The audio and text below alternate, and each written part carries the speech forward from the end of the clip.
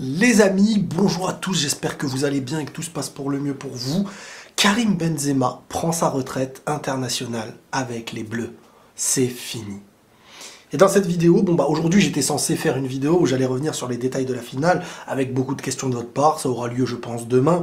Et dans celle-ci j'étais obligé, voilà, actualité oblige, de revenir sur cette annonce que je vais vous lire d'abord, et après on va revenir dessus, et je vais vous dire tout ce que je pense, honnêtement, par rapport à tout ça. Le message de Benzema, donc sur ses réseaux, au passage c'est son anniversaire aujourd'hui, j'ai fait les efforts et les erreurs qu'il fallait pour être là où je suis aujourd'hui, et j'en suis fier.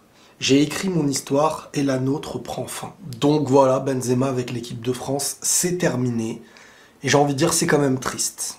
C'est quand même triste parce que cette histoire avec l'équipe de France n'existera pas réellement.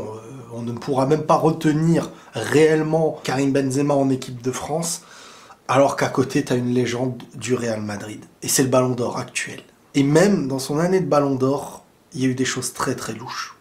Maintenant, je vais vous dire les choses un petit peu comme je les pense. Déjà, j'ai écrit un message sur Twitter par rapport à ça, et j'ai dit que il aurait mérité plus de respect. Et nulle part ailleurs dans le monde, un ballon d'or n'aura été traité ainsi. Voir des gens se réjouir de son absence, c'était fou. Mais malgré tout, il te reste une fin de carrière à écrire à Madrid. Là-bas, t'es une légende, un leader respecté. Voilà. Moi, je pense, sincèrement, que dernièrement, il n'a pas été réellement respecté.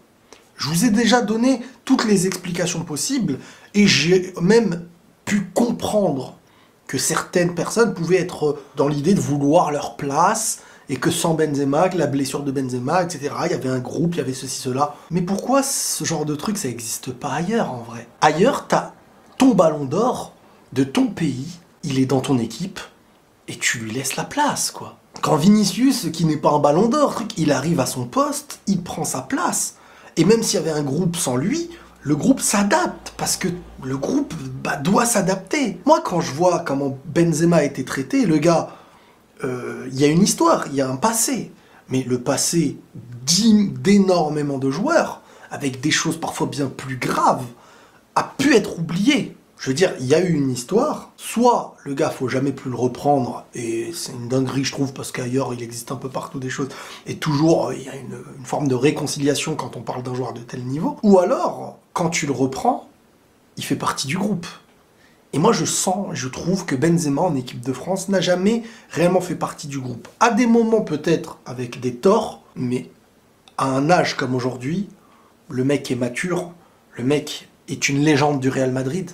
À partir du moment où tu es une légende au Real Madrid, plus personne sur Terre peut venir dire « Oh, ce mec n'est pas pro, il ramène des problèmes », c'est pas possible. Tu peux pas t'imposer au Real Madrid. C'est comme si tu travaillais, tu étais l'un des meilleurs employés de l'une des meilleures entreprises du monde. Prendre un gars qui est l'employé du mois d'une des meilleures entreprises et dire « Ce mec n'est pas pro, machin », c'est pas possible. Maintenant, il y a un problème, il a été politique.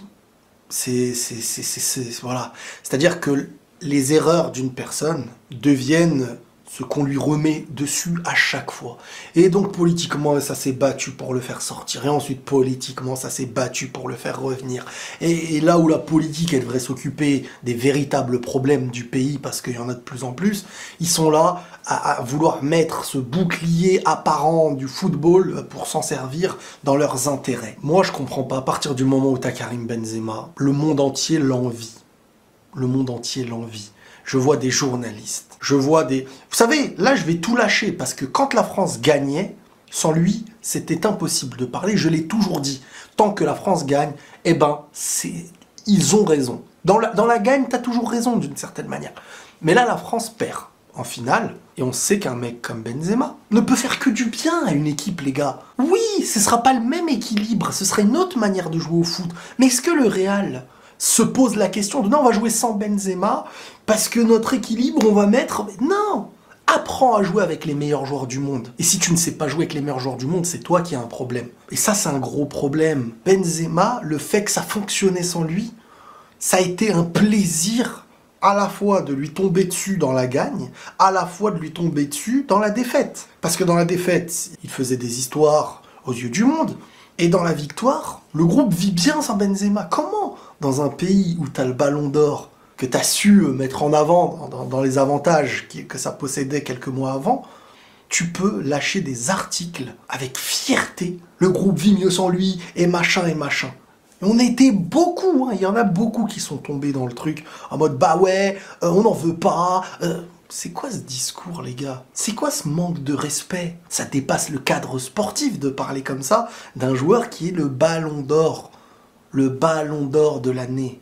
Le dernier français, c'était Zizou. Le mec fait une saison historique comme j'en ai vu très peu. Porter une équipe qui n'était pas favori. Je veux dire, à un moment donné, les erreurs, il faut les pointer du doigt. Dans le moment où c'est des erreurs, aujourd'hui, ces choses-là sont du passé. Et il y a des gens qui vont toujours revenir sur les erreurs du passé parce qu'aujourd'hui, ils ne savent plus quoi pointer du doigt. Je pense, maintenant je pense, hein, c'est ma pensée, que Benzema n'a pas pris sa retraite avec les Bleus pendant la Coupe du Monde parce que il avait au fond un espoir d'être appelé jusqu'à la fin, je pense, sincèrement. Je pense qu'il a attendu pour ça, et aussi pour ne peut-être pas avoir cette image du mec qui veut faire parler de lui dans un moment aussi important pour l'équipe de France. Au final, il n'a pas une très belle fin. Et ce qui m'attriste par-dessus tout, c'est quand je voyais des journalistes poser des questions sur Benzema, joueur encore de l'équipe de France, qui était blessé.